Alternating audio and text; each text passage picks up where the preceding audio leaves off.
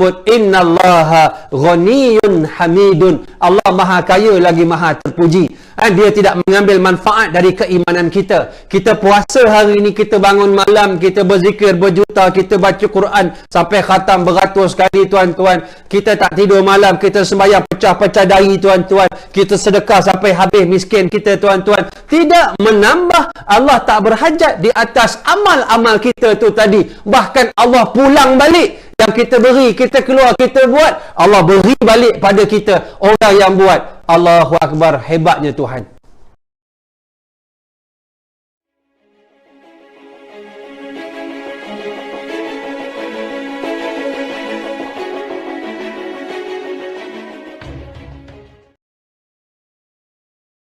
Berhajat pada Allah. Dalam keadaan kita beriman tak menambah martabat Allah, kita kufur tak mengurang martabat Allah. Allah sebut innallaha ghaniyun hamidun. Allah maha kaya lagi maha terpuji. Dia tidak mengambil manfaat dari keimanan kita. Kita puasa hari ini, kita bangun malam, kita berzikir berjuta, kita baca Quran sampai khatam beratus kali tuan-tuan. Kita tak tidur malam, kita sembahyang pecah-pecah dahi tuan-tuan. Kita sedekah sampai habis miskin kita tuan-tuan. Tidak menambah, Allah tak berhajat di atas amal-amal kita tu tadi. Bahkan Allah pulang balik. Yang kita beri, kita keluar, kita buat, Allah beri balik pada kita, orang yang buat. Allahu Akbar, hebatnya Tuhan. Kalau seluruhnya kufur pada Allah, malaikatnya tak beriman, manusia tak beriman, jin seluruhnya tak beriman, tidak akan mengurangkan martabat Allah, sebab Allah dah kaya. Walam yakul lahu kufuwan ahad. Allah tidak sama dengan segala sesuatu. Surah Ikhlas itu menenangkan. Lalu budak muda ni kata apa pada saya? Dia kata, Ustaz, saya pening Ustaz tentang persoalan hati saya 5 tahun. Ustaz jawab 1 minit saja. Inilah tuan-tuan pentingnya ilmu yang masuk dalam hati kita dan perlu kita belajar yang namanya tauhid. Dan ciri-ciri kekasih Allah mestilah akidahnya akidah ahli sunnah wal jamaah.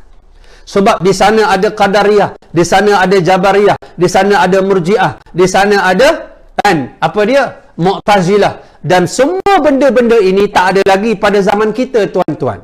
Sebab itu saya kata wajib kita belajar ilmu tauhid, sebab tentangan cabaran anak-anak kita lebih dahsyat hari ini. Mereka tak duduk atas nama Qadariyah, Jabariyah, Mu'tazilah, Murji'ah, tetapi mereka tuan-tuan berada di atas nama pluralisme.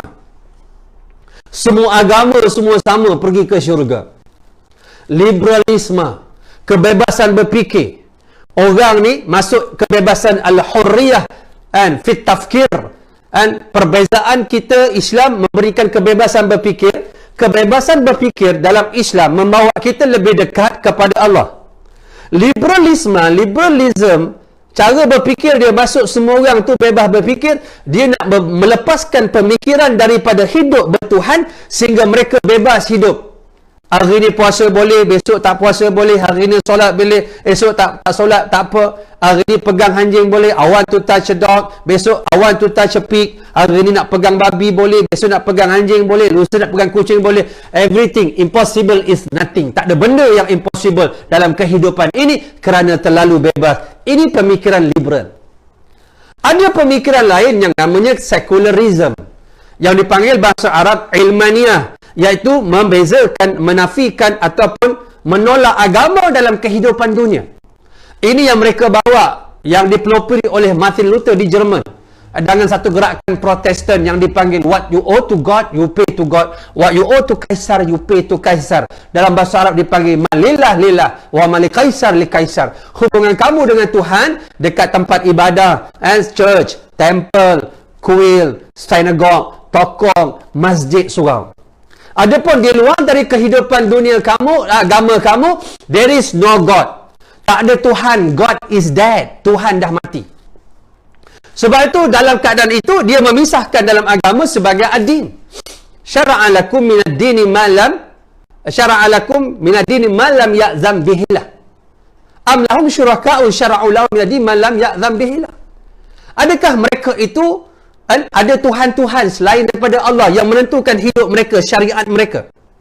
Sedangkan perkataan ad-din juga disebut dalam surah Asy-Syurah yang sama, yang diutuskan Nabi-Nabi, Rasul-Rasul untuk menegakkan ad-din. bukan religion.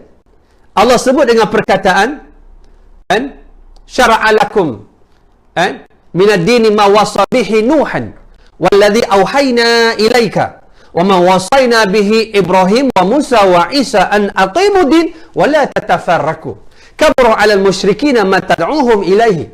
Surah Asy-Syura Allah kata, disyariatkan kepada kamu adin.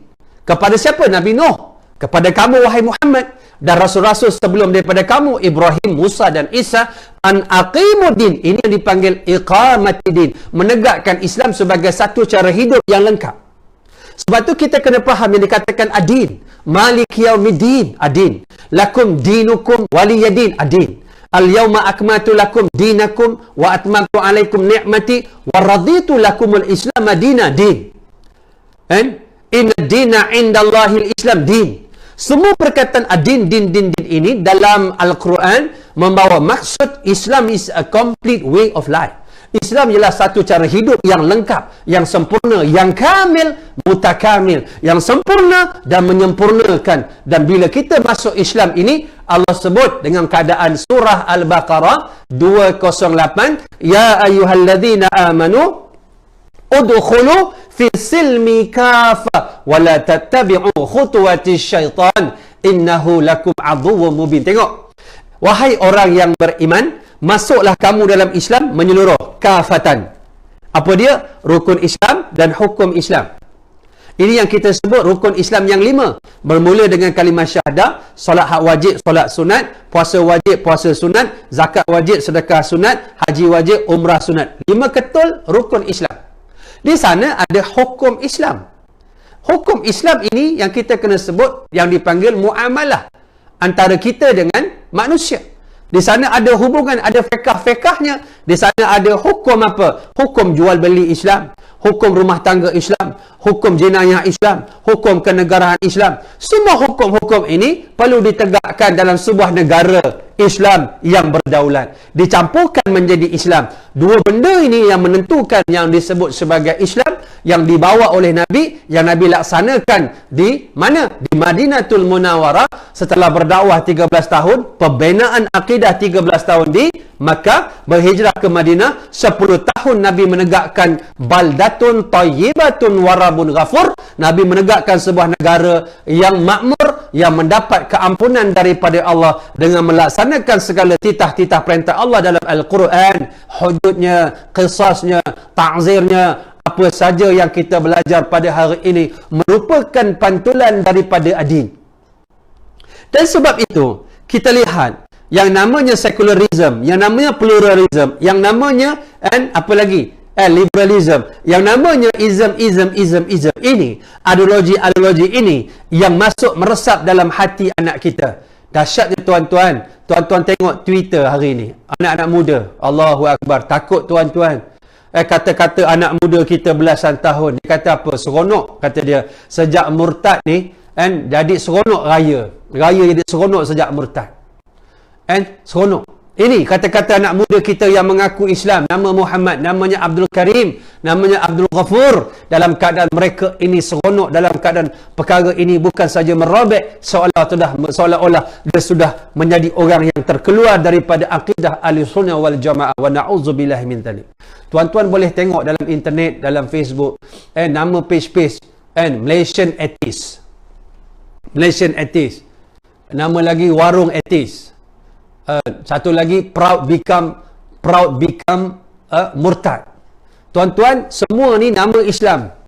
Bukan saja mereka murtad, mereka nak ajak orang lain murtad sama. Saya nak tanya tuan-tuan, puan-puan muslimin muslimat, bagaimana sekiranya anak-anak muda kita yang duduk di rumah pada PKP ini, dia tidak belajar tauhid, tapi dia jumpa page yang macam ni, dia jumpa dan Twitter yang masuk dalam handphone mereka mengajak mereka murtad kepada Allah Subhanahu Wa Taala. Agak-agak macam mana akidah mereka dalam keadaan Rasulullah menyebut tadi 73 jumlah yang sesat, dalam keadaan satu masuk dalam syurga, yang 72 masuk dalam neraka. Mana ilmu akidah yang boleh menjaga mereka? Bagaimana cara kita nak masukkan keyakinan ini yang menjadi al-i'tiqad al-jazim, i'tiqadun jazibun muwafiqun lil haqqi an dalilin. Kena ada ilmu tauhid, kena ada hujah, kena ada keyakinan untuk mempertahankan akidah anak kita. Allahu Akbar, tuan-tuan.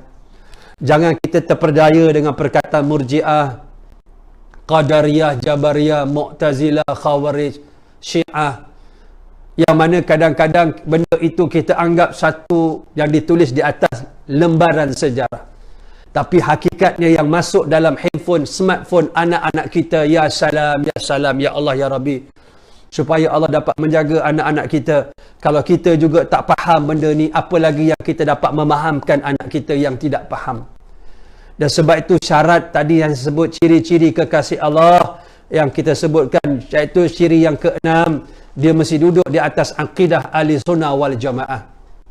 Nanti tuan-tuan, lepas daripada habis PKP ni, bawa lah anak semua pergi ke masjid. Kita buat hari-hari agama. Kita bawa anak kita pergi masjid. Kita dengar sana ada ilmu fiqh, ada ilmu tauhid, ada ilmu tasawuf.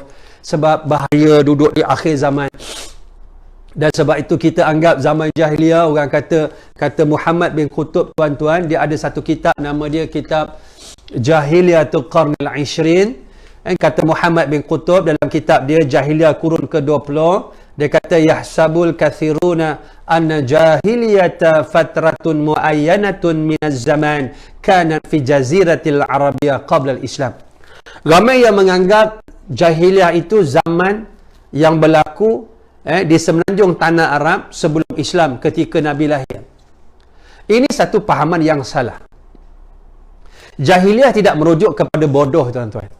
Ramai cendekiawan kata jahiliyah terjemah dia bodoh. Bodoh tu jahiliyah. Perkataan jahil kalau kita rujuk pada bodoh bahasa Melayu betul.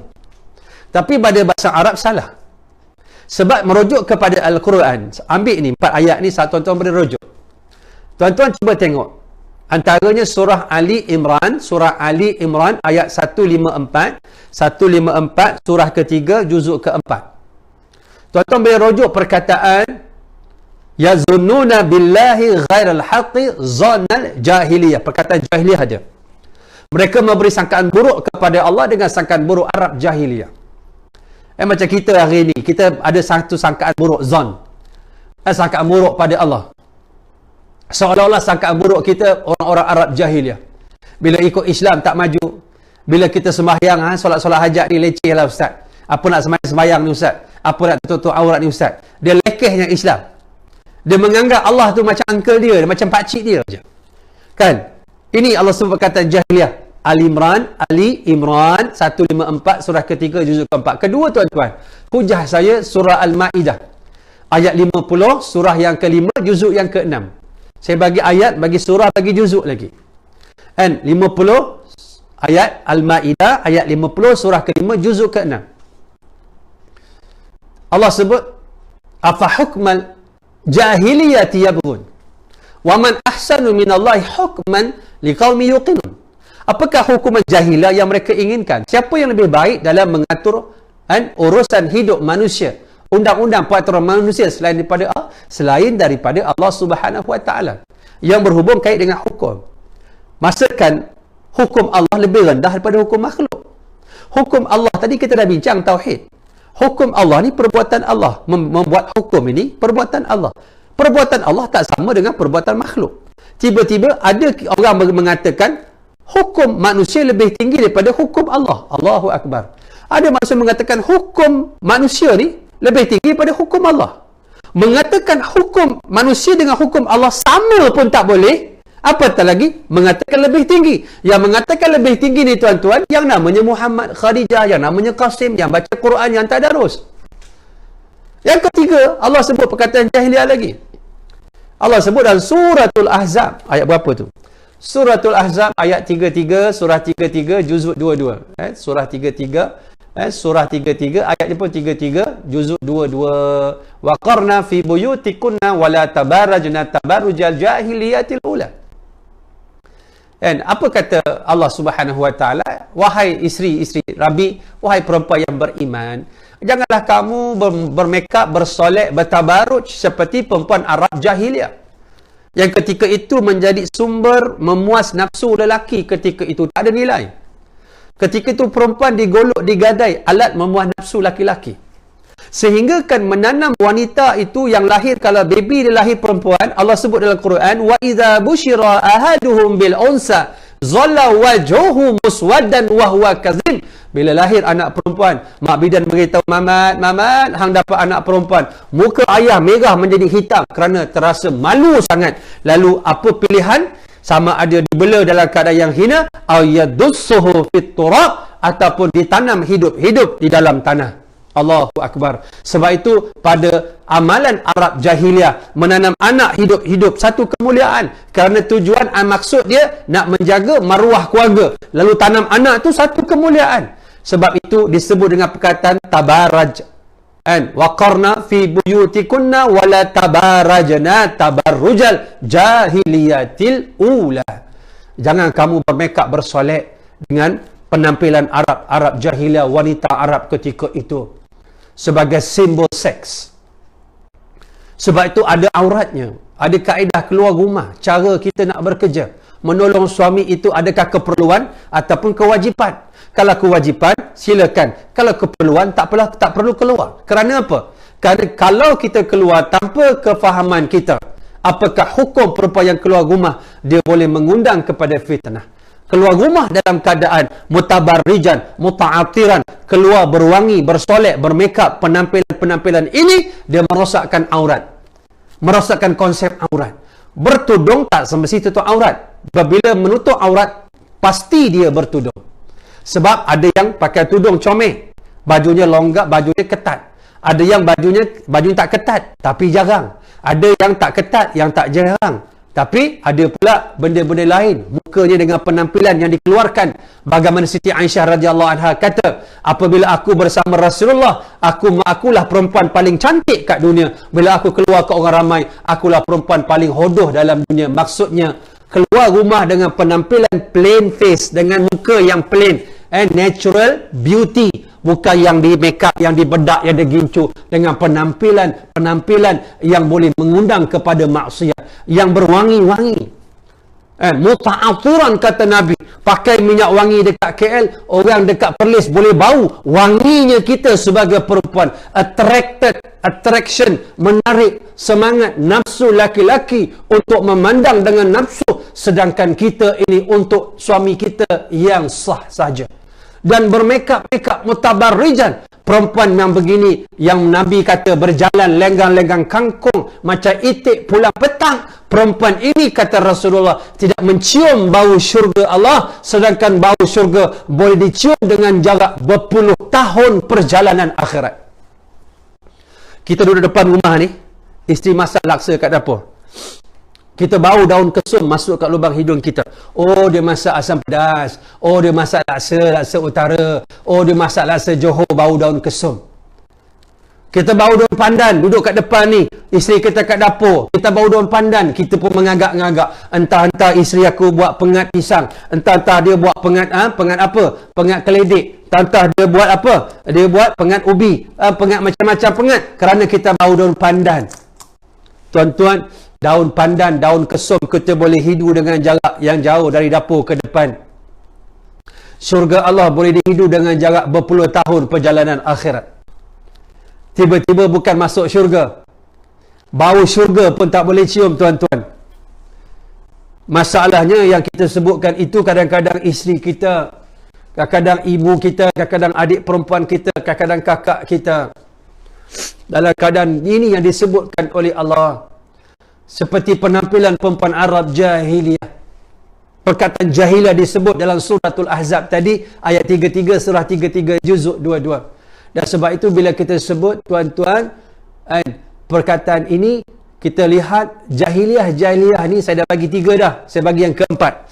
Allah sebut dalam surah pembukaan, surah Al-Fath. Surah pembukaan, tuan, pembukaan Mekah. Al-Fath. Allah sebut dalam ayat ke-26, surah ke-48, juzuk 26. Ayat 26, surah 48, juzuk 26, Allah sebut, إِذْ جَعَلَ الَّذِينَ كَفَرُوا فِي قُلُوبِهِمُ الْحَمِيَةَ حَمِيَةَ الْجَاهِلِيَةِ. Juga perkataan jahiliah disebut. Semua perkataan jahiliah ini bila kita kumpulkan tidak membawa maksud bodoh. Dia membawa maksud, apa dia? Orang menolak kebenaran. dah ada hukum Allah ditolak, dah ada cara penampilan Islam aurat ditolak, dah ada cara pemikiran Islam ditolak, dah ada cara dia dengan semangat Islam, dengan semangat yang dibina oleh akidah ditolak. Ini maksudnya jahiliyah.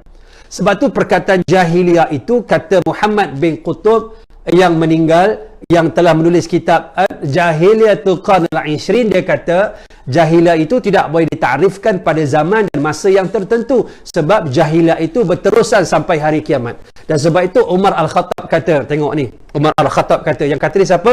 Orang ahli syurga, tuan-tuan. Umar Al-Khattab kata, Umar kata, innama tanqadul ural islami urwatan idza nasha'a fil islami man la ya'riful jahiliyah.